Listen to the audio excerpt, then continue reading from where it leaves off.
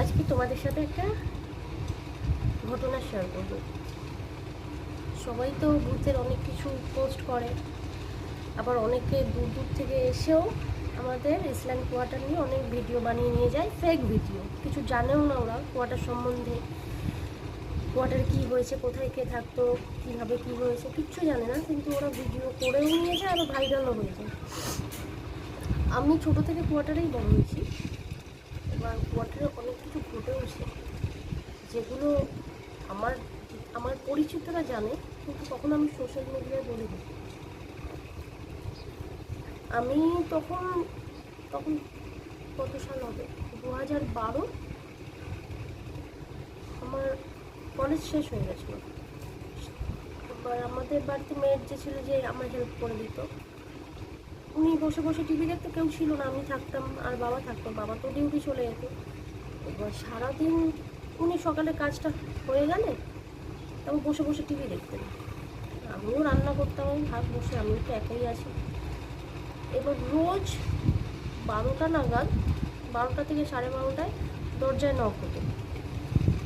দুবার নক করবে, একবার নক করার পর আবার নক করবে। এবার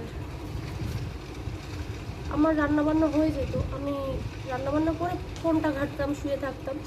এবার ঠিক ওই 12:30টা নাগাদ নক করতো। আমার বাবা ইচ্ছাপুর রাইফেল ফ্যাক্টরিতেই চাকরি করে, খেতে আসতো দুপুরে।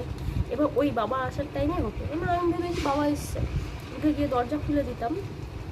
দরজা খুলে এক এক সময় কী হতো, আমি জানি বাবা এসছে, আমি দেখতামও না পেছন ঘুরে যে বাবা আসে, আমি জানি এই টাইমটা বাবা আসে, তাই দরজা খুলে এসে আবার শুয়ে আসি ঘরে। এইবার প্রায় 2-3 মিনিট কাটলো, বাবা তো এসে জলটা ভরতো রান্নাঘরে। আমি দেখছি রান্নাঘরে কোনো আওয়াজ হচ্ছে না। তারপরে উঠলাম, উঠে বাবার রুমটা চেক করলাম, দেখলাম বাবার রুমে তো বাবা নেই। বাথরুম চেক করলাম, টয়লেট চেক করলাম, কোথাও কেউ নেই। রান্নাঘর চেক করলাম, তারপরে গিয়ে বাইরে দেখছি বাবার সাইকেল আছে কিনা, দেখি বাবার সাইকেলও নেই। তারপর আবার দরজা বন্ধ করে শুতো। এরকম মানে রোজই হতো। এবার প্রথমে তো কেউ নোটিস করে না যে এটা রেগুলার হচ্ছে, কিছু একটা বাজে ব্যাপার।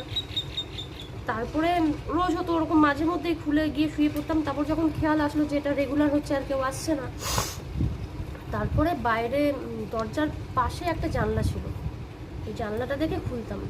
তারপরে কি হলো জানো, মানে কেউ যেন খুব রাগ করে দরজার গায়ের জোরে টেনে খুলে দিলে যেইভাবে খুলে যায়, ওইভাবে দরজা খুলে যেত। একটা হাওয়া আসতো, ওরকম গায়ের জোরে যেন কেউ টেনে দরজা খুলে ফেলছে, এমনি দরজা ছিটকানি দেওয়া।